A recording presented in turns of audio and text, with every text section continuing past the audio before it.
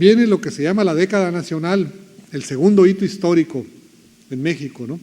Esta década nacional, que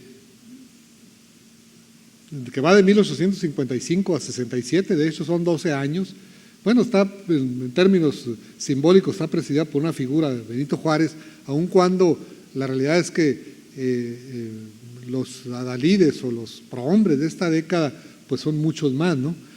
Después de la guerra con Estados Unidos hay un enorme colapso, no solamente un colapso de carácter político, sino hay un colapso moral, psicológico. Una buena parte de la población llega a la conclusión, sobre todo las clases altas, que no se puede hacer una nación, que no se puede construir una nación y que lo que hay que hacer es pedir un protectorado extranjero con un príncipe europeo a la cabeza, ¿no? Esa es la conclusión a la que llegan los altos militares, el clero, y de inmediato se aplican a la tarea de buscar un protectorado francés o español, sobre todo español, ¿no? Pero hay otra parte de la población, estas clases emergentes después de la independencia, que se plantearon otra vía, otra vertiente.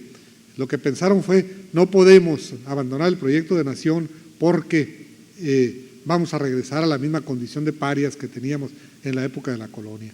Y esas eran esas clases a las que ya me referí y que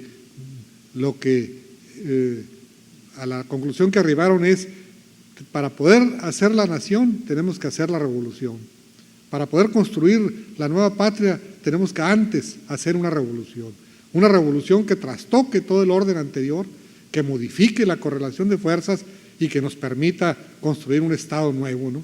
Y se aplicaron como ninguna otra generación a hacer esa revolución. ¿En qué consistió esa revolución?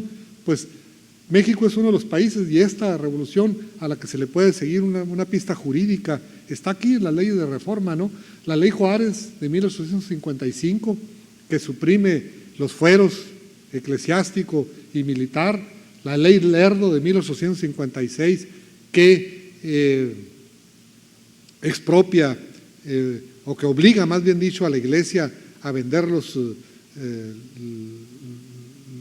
latifundios, que obliga a que la Iglesia, a todos los que eran sus arrendatarios, van a seguirle pagando el arrendamiento a la Iglesia, pero eso se va a considerar como un abono al capital, el equivalente al 6% anual, de tal manera que en 15 o 16 años, todos esos miles y miles de propietarios de fincas urbanas, de vecindades, de cuartos en vecindades o de rancheros, de fincas rurales, se convirtieran en propietarios. La idea es que esos propietarios pagaran impuestos, hicieran mejoras, en fin, y fueran hombres libres, hombres que pudieran pasar de la condición de súbditos a ciudadanos.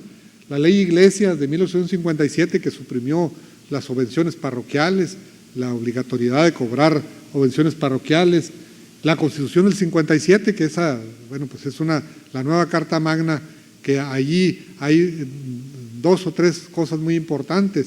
Una, que prohibió los trabajos forzados, los contratos que trajeran como consecuencia la pérdida de la libertad del hombre, el registro civil, la nacionalización de los bienes del clero y finalmente la libertad de cultos. Esta es una profunda revolución.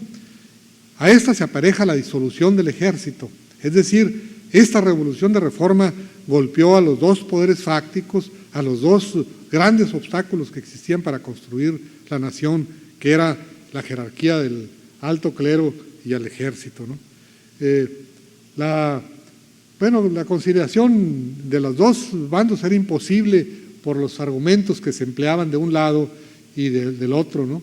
De un lado eran argumentos terrenos, los liberales decían tenemos que expropiar, que poner en movimiento las riquezas de la Iglesia para que el fisco cobre impuestos, para que haya una clase de propietarios libres. Del otro lado se decía, estos bienes son intocables porque tienen un origen divino, y entonces ahí pues ya no hay posibilidad de conciliación, y así están con todos los demás temas de esta gran confrontación que fue la guerra de reforma, ¿no?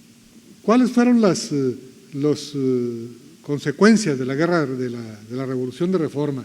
Establece el Estado.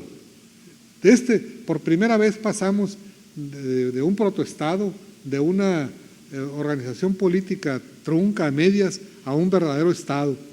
Lo descargó del dogma religioso y de la tutela del ejército, expropió al clero.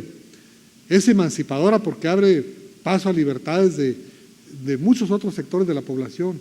Incluso ahí está la base para posteriores emancipaciones como la de las mujeres, ¿no? Y finalmente establece la igualdad legal por primera vez en México constitucionalmente, ¿no?